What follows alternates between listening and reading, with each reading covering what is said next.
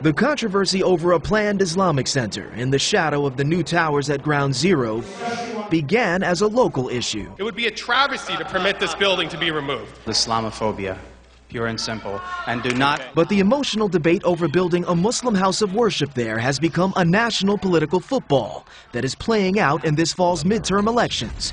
A Republican Political Action Committee's web ad puts the controversy front and center. This ground is sacred. Where we weep, they rejoice.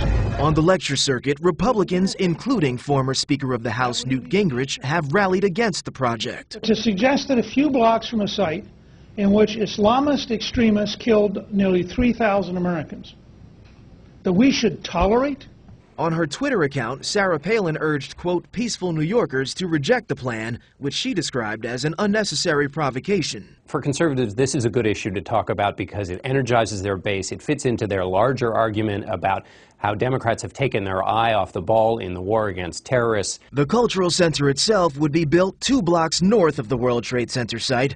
Supporters say it includes a dedicated prayer space, but not a traditional mosque. 9 years after the World Trade Center attacks, just the idea of an Islamic center this close to Ground Zero still carries an enormous amount of raw emotion.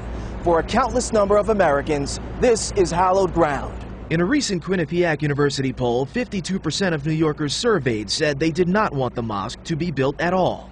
31% are in favor of it. Opponents of the center want the building designated as a historic landmark, which would prevent it from being torn down or its exterior altered.